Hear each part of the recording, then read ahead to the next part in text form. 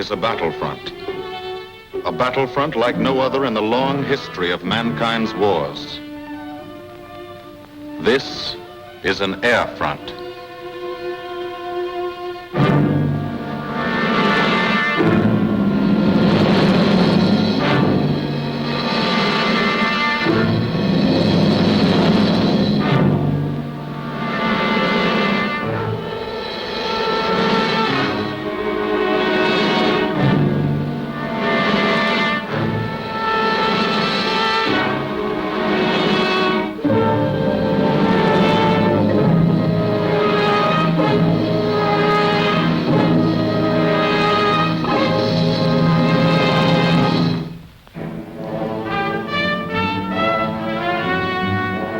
The working day begins, as it will end, with the ground crews, as much a part of the fortress as her wings. If you're a mechanic, you've got your own bomber. You get attached to it. But you know when your ship goes out on a mission, you may never see it again. So you do your work as well as it can be done, perfectly, because you wouldn't want anything to go wrong that would be your fault.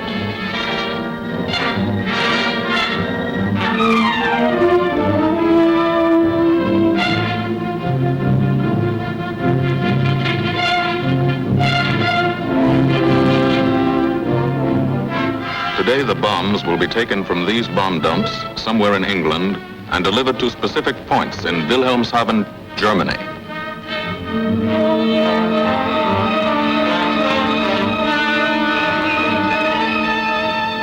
To deliver them is the job of the 8th Bomber Command, just a hauling job, yet one of the most difficult and complicated of military operations.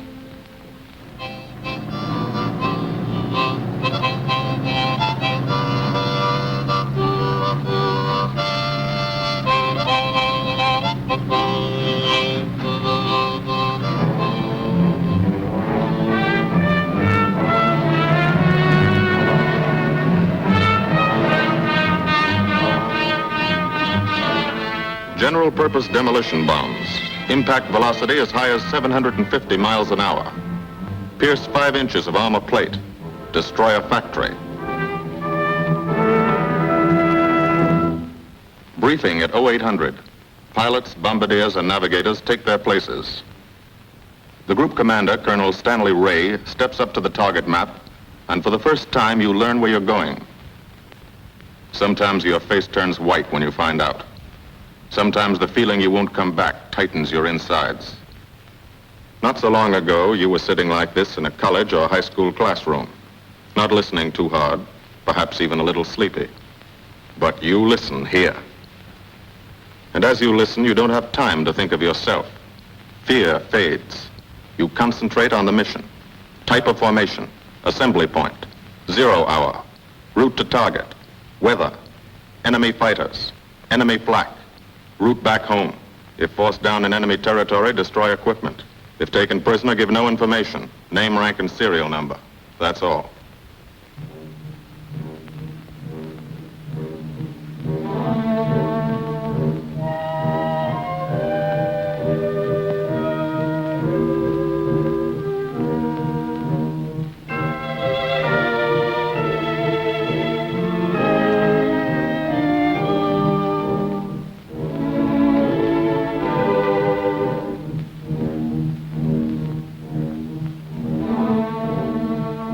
These are the passengers with one-way tickets.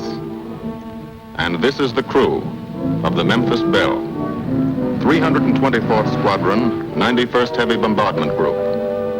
Just one plane and one crew in one squadron, in one group, of one wing, of one Air Force, out of 15 United States Army Air Forces. Well, fellas, we've never had an easy ride over there yet. And today won't be any different. No escort except unfriendly. So keep your eyes peeled. Don't get excited and yell when you're talking on the intercom. Save your ammunition and make your shots count. And let me know what goes on back there, Quinlan. Yes, sir. Stay on the ball, gang, and she'll bring us back like she's always done. Okay? Let's go.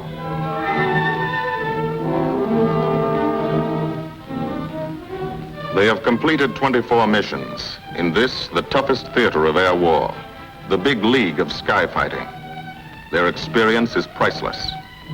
And so, if the Memphis Belle comes back this afternoon, they will be sent to bring the vital lessons they have learned to thousands of air crew men in training at home.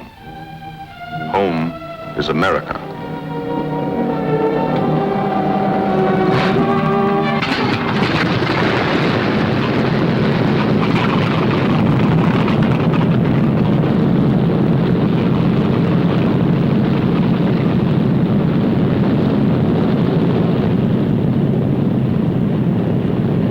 This is a battlefront, like no other in this or any war. No monster armies, no booming cannon. Only the roaring engine sound of the bombers pounding through the quiet English countryside. This is an air front.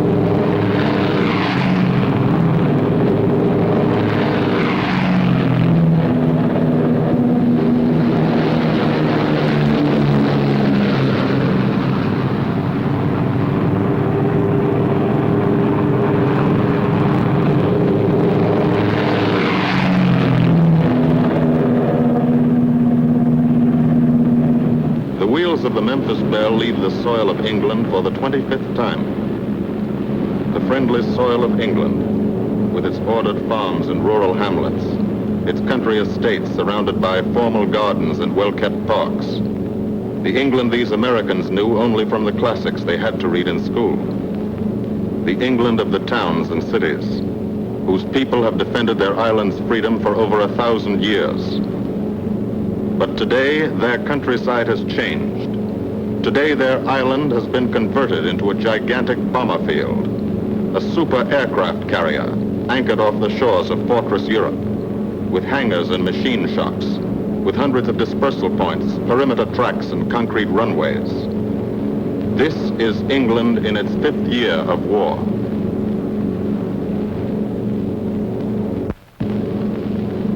And this is the new battlefront, the air front, from which we seek out the enemy.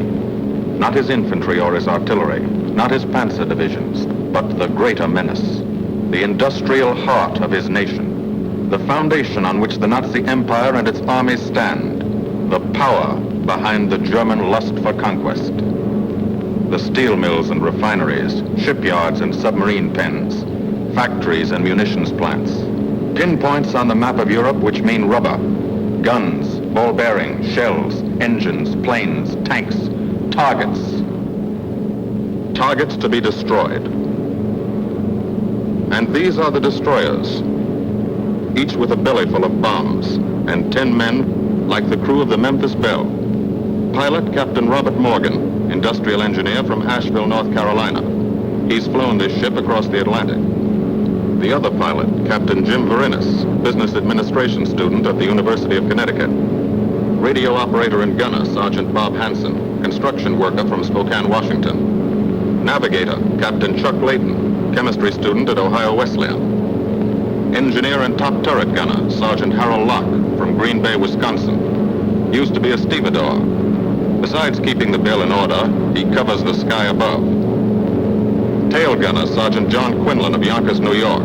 Clerked for a carpet company, but he quit December 8th, 1941. Ball turret gunner, Sergeant Cecil Scott. Firstman for a rubber company in Rahway, New Jersey. Pilot to crew, 10,000, put on oxygen. They're climbing higher now, 300 feet a minute. The strain on the planes and on the men is mounting. The rest of the crew, Bombardier Captain Vincent Evans, operated a fleet of trucks in Fort Worth, Texas.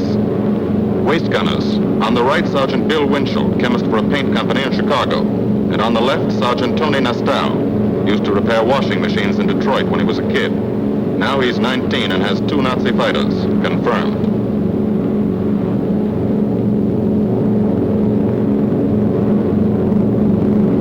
It takes all of a pilot's strength to keep a 30-ton fortress in tight formation. But the formation is the bomber's best defense against enemy fighters. The planes are deployed to uncover every gun, stepped up and down, echelon to the right and left, arranged to overcome the danger of gunners firing into friendly ships, arranged so concentrated cones of fire from the caliber 50 machine guns cover the sky for 1,000 yards in every direction.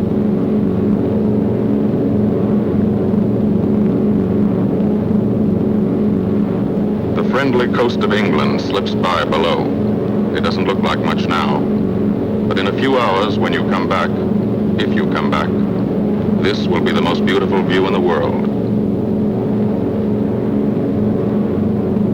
Higher and higher, climbing to reach your best operational altitude, 25,000 feet, 5 miles straight up.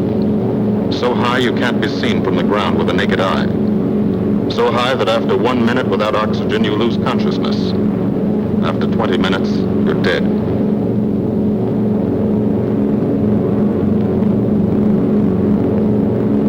From now to the target, you go about your routine duties, plot your course, check your equipment, and wait, and think. Higher and colder. Temperature, 40 degrees, below zero. Take off your glove and you lose some fingers. You look out at the strange world beyond. Reflections in plexiglass, like nothing you ever saw before, outside of a dream.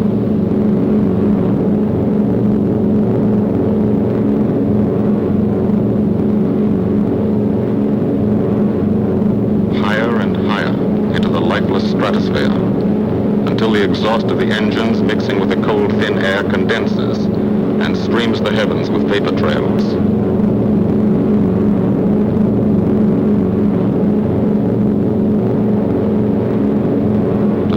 They're far from beautiful, for they point like beckoning fingers to the formation, signposts in the sky for the enemy to spot us.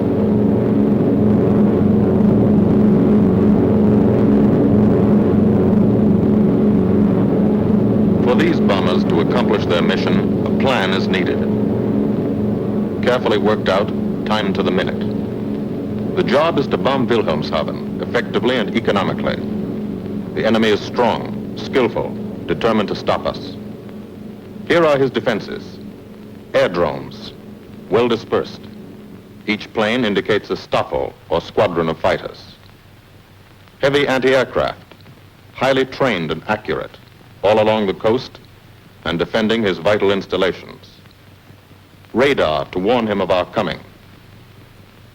Here is our plan to divide his defenses and weaken his opposition.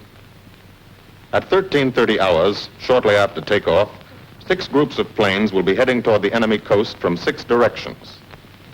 The Blue Force, 100 B-24 Liberator 4-engine bombers. The White Force, 300 B-17 Flying Fortresses. The Green Force, 300 B-17s with an escort of 6 squadrons of P-47 Thunderbolts. A force of B-26 Marauders, twin-engine medium bombers, with 6 squadrons of RAF Spitfires escorting. Almost 1,000 planes and over 8,000 men in the air. The enemy alerts all his aerodromes. But which is our main force? What are our targets? Where should the Nazi controllers send their fighters? It's our job to make them guess, and guess wrong. A half hour later, at 1400 hours, the Blue Force will be heading east across the North Sea, with the White Force following. These enemy fighters are tied down, waiting to meet them, and will not be able to attack the Green Force. These fighters must come up to attack the Green Force, and thus will be no threat to the Blue and White Forces. The B-26s and Spitfires will bomb and strafe a key rail junction, diverting these 6 Staffeln and preventing the enemy from concentrating too many fighters on the Green Force, which is scheduled to bomb an aircraft factory at Hanover. At 1430 hours, the Blue Force will threaten this entire coastal area of northwestern Germany. Which target will it be? Flensburg? The Kiel Canal? Or will it turn suddenly and bomb Hamburg, Wegesack, or Emden? Actually, it carries no bombs at all. It's a decoy and keeps the fighters from the northern area busy while the White Force, the main effort, heads for the submarine pens of Wilhelmshaven. At 1500 hours, while the White Force is over its target, only a fraction of the available German fighter strength of the area can intercept it. Because of the Blue Force diversion and the simultaneous bombing of Hanover by the Green Force.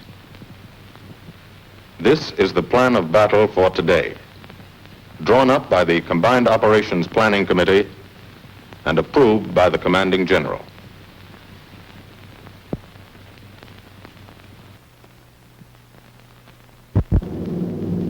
The White Force, lead group, low squadron. We've crossed the invisible line of enemy radar. The Hun is expecting us.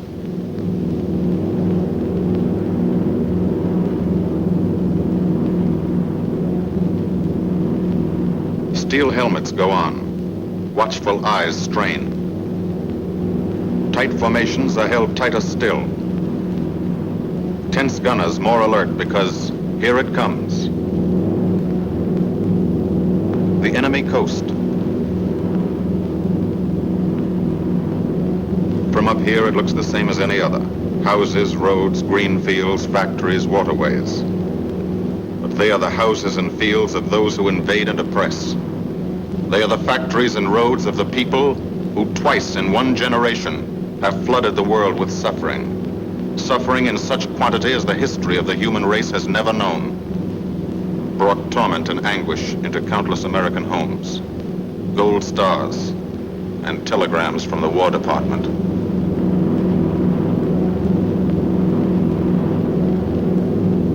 The first flak, just harmless-looking, silent puffs of smoke. Only each puff is a shell exploding, throwing shrapnel around the sky. Exactly the range, accurate flak by radio prediction. 5 miles down, Nazi anti-aircraft batteries have calculated the altitude, speed, and course. Where will the next one hit? You try not to be there.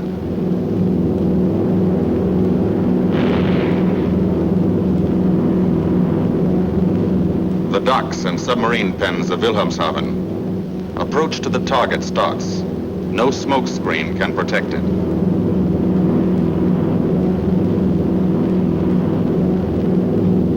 Now the enemy knows the path of your approach and walls that path with a flak barrage, but you fly right through it. Flak so thick you can get out and walk on it.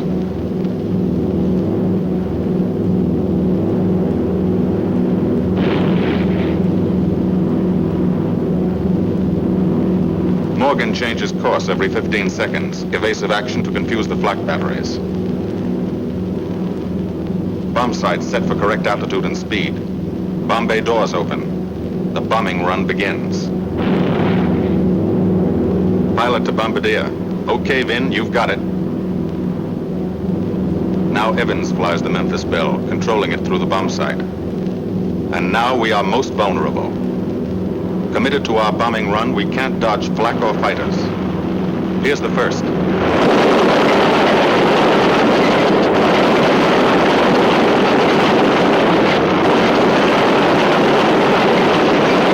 Top turret fires at it.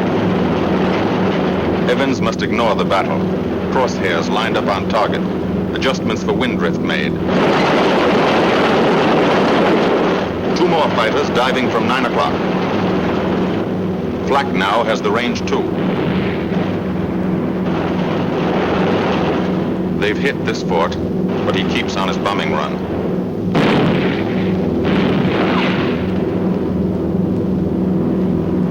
As lead bombardier, Evans's aim must be good. Every other ship in the group will drop its bombs when he drops his. Now 1 pointer on the bomb site moves toward another stationary pointer. The instant they touch, bombs will release.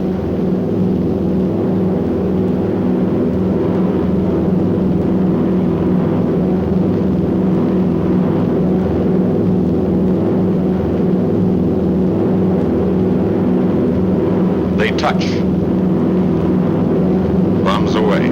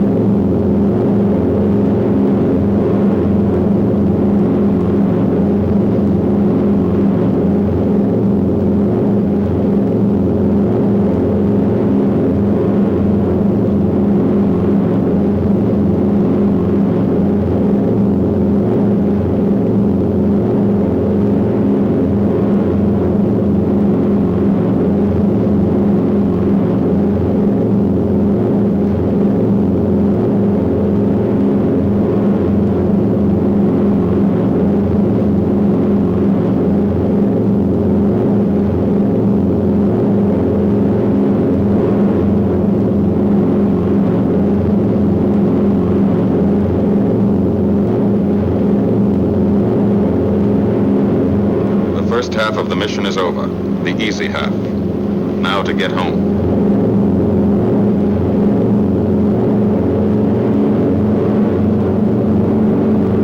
The flak stops. That means fighters out there somewhere. A staffer lurking behind that cloud, or hiding up in the sun where the glare blinds you and you can't see them, waiting to dive down on you. Fighters at 6 o'clock. This is what a gunner sees. A speck in the sky, that's a fighter. And then a blink, that means he's firing at you. 2,300 rounds a minute.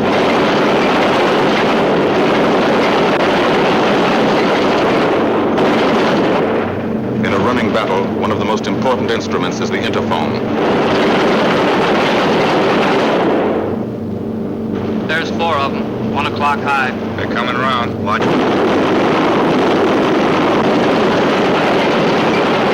2 fighters, 6 o'clock up, coming in, diving out, Chief. B-17 in trouble out at 2 o'clock, watching. Got an engine on fire.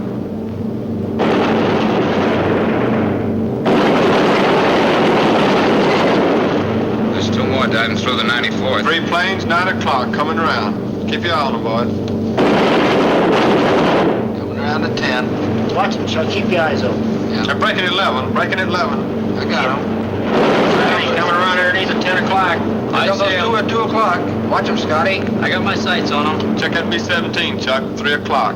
Motor smoking. Fighters, 10:30, coming around. Those 10:30 upper or lower?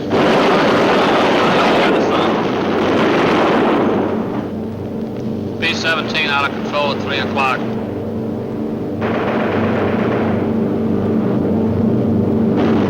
Come on, you guys, get out of that plane. Bail out. There's one. He come out of the bomb bay. Yeah, I see him. There's a tail gunner coming out. Watch out for fighters. Keep your eye on them, Bill. See any parachutes, Quinlan? 2 parachutes open. Flag at 9 o'clock. 8 men still in that B-17. Come on, the rest of you guys. Get out of there. Come on, Bill. So far, There's 3 more shoots. flag, 11 o'clock. Fighters, 6 o'clock. ME-109 at 3 o'clock. Keep after him, Mitchell. I see him. I'm on him. Come on, you son of a bitch.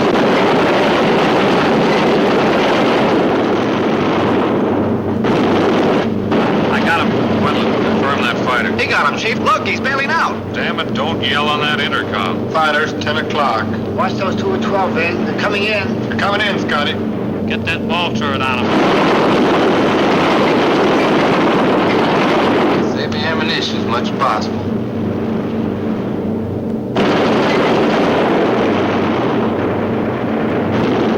Watch that fighter coming in the 3 o'clock. He's coming in a half roll. Pull her up, Chief. Pull her up. Hurry.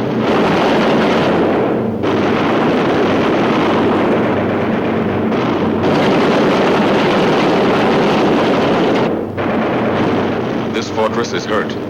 Engine on fire, losing airspeed and altitude. Drifting into the flak, alone and helpless. A straggler. In a minute, Nazi fighters will swarm in like buzzards for the kill. You can watch, but you can't go down to help. You keep your formation.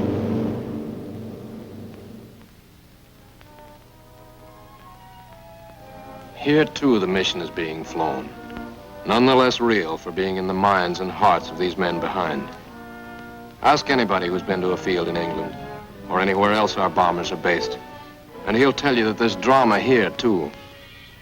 Waiting to see who's coming back. To watch them, you might not realize how tense these ground crews are. But they are tense, and plenty worried. In Air Force talk, this waiting is known as sweating out the mission.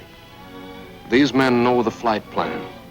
Their watches told them when the bombers were running into enemy flak, when they were over the target, when they left the enemy coast. And now their watches tell them the bombers should be nearing the field. Every ear strains for the first sound of the engines.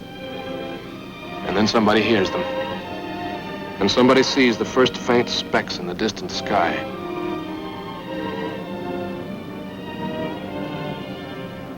Every face turns to see and count. The watchers try to read the numbers on the ships. These planes have priority to land first. The colored flares mean wounded aboard. In the hospital window, these watching men know what that means. They know what it feels like to lie on a bouncing fortress floor for hundreds of miles through the frozen stratosphere in great pain, with the other men in your crew fighting to keep you alive until they hit the field. The field. Home. It'll be okay then, because there'll be medical care, the best, as soon as the wheels of your plane stop rolling.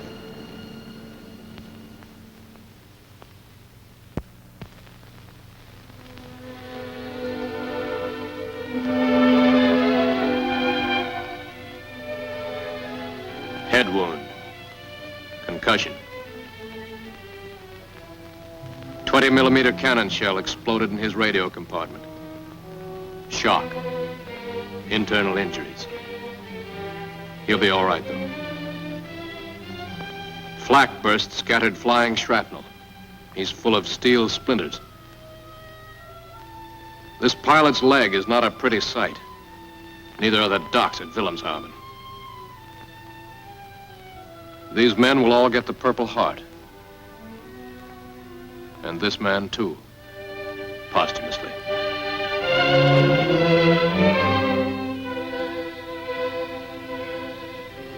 A transfusion right in the plane.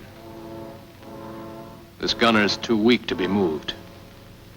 The new life-giving blood flowing into his veins might be the blood of a high school girl in Des Moines, a miner in Alabama, a movie star in Hollywood, or it might be your blood. Whoever it is, thanks. 36 planes left this field this morning. Now 6 more arrive. That makes 20 home. And this one's 21. More wounded aboard.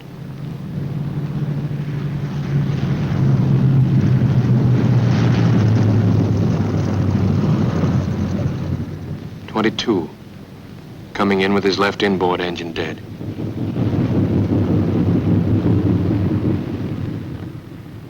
23, with a feathered prop on his left outboard engine. 24, Southern Comfort, with a chunk of tail gone. 25, they flew home on their luck. 26. Not a scratch. The control tower learns that 2 more landed at a British field to the south. 1 a crash landing, crew safe. That makes 28. 29. A rough landing, but her pilot's badly hurt. It's a wonder he brought her back at all. 29 planes back, so far. 29 out of 36. Our losses were heavy, but the enemy's were far heavier. We destroyed a German aircraft factory, a rail junction, submarine pens, docks, and harbor installations. That's specific, known damage. But who can tell the number of German torpedoes that will not be fired, the number of our convoys that will get through now, the soldiers and seamen's lives that will be saved, or the battles that will be won instead of lost because of what these bombers and airmen did today.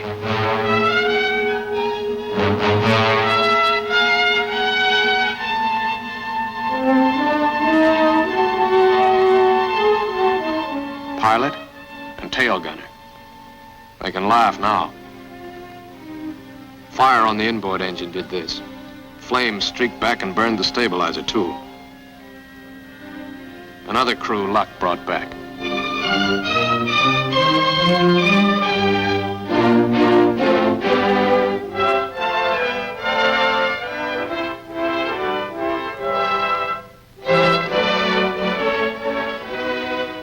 Here's old Belle. A pretty good airplane when it took off. Lost its nose, lost its navigator, bombardier wounded, top turret gunner and pilot hit. Hydraulic system shot out, no brakes, no flaps. But old Belle came back.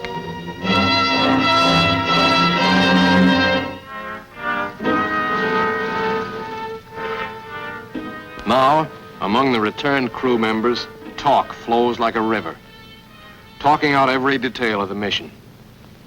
These are the faces of combat, faces of Americans who have watched their comrades die, faces that can never forget the enemy, and they're in no mood to have their picture taken.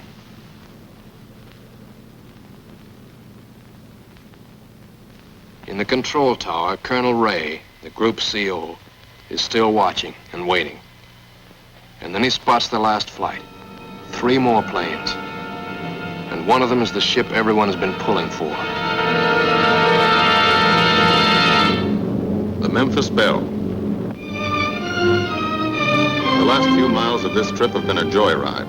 The strain is over. They can leave their guns now. Now they know they're going to go home. To Spokane, Green Bay, Asheville, Detroit, Chicago, Fort Worth, and Yonkers.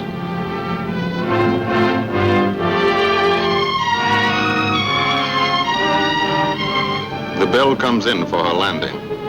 But first Morgan buzzes the field, cuts the grass with the giant fortress.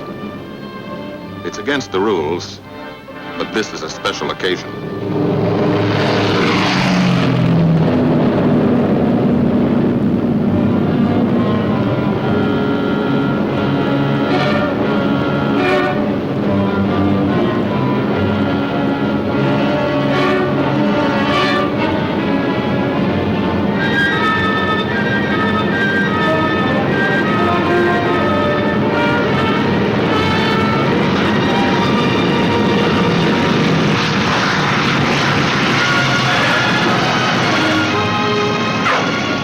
Of the Memphis Belle come back to the soil of England for the 25th time.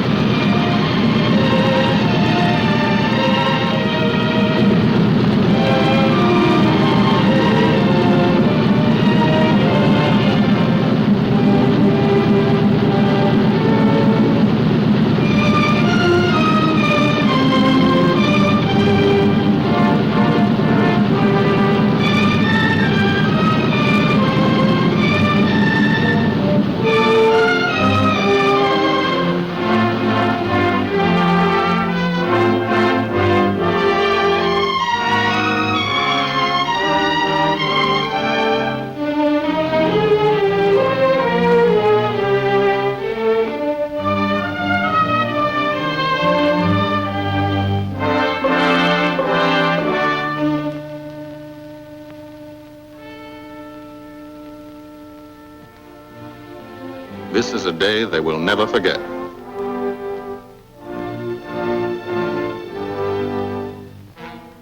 Another great day soon after, Brigadier General Hansel visited the field and presented the Distinguished Flying Cross to every member of the crew.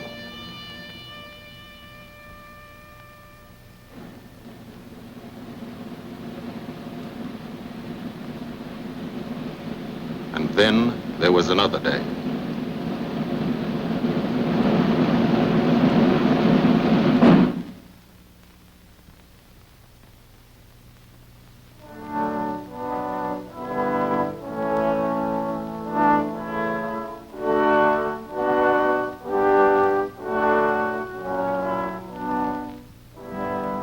Their Majesties, the King and Queen of England.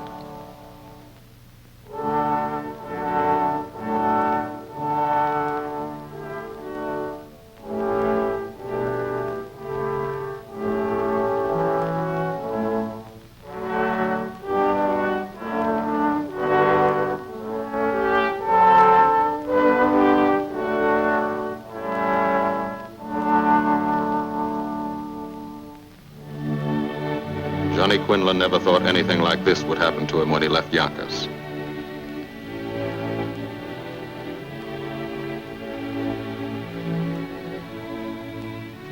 The ground crew were a little self-conscious about being dressed in fatigues, but the Queen thought they were very nice.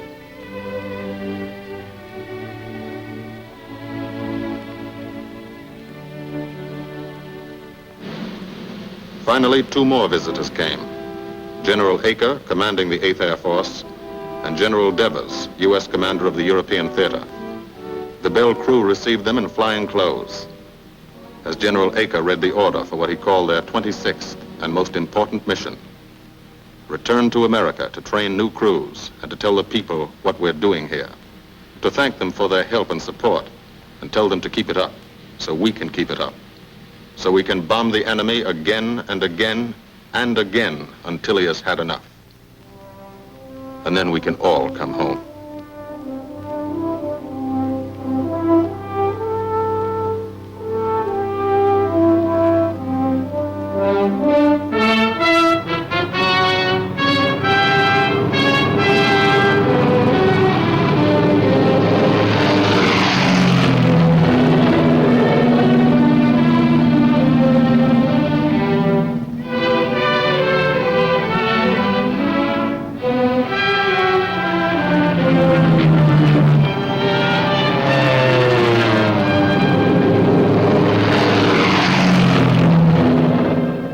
The 8th Air Force, who are now flying deep into Germany, bringing destruction to targets almost 1,000 miles from their bases. Destruction like this. And who have never once been turned back by the enemy. To those men, this film is gratefully dedicated.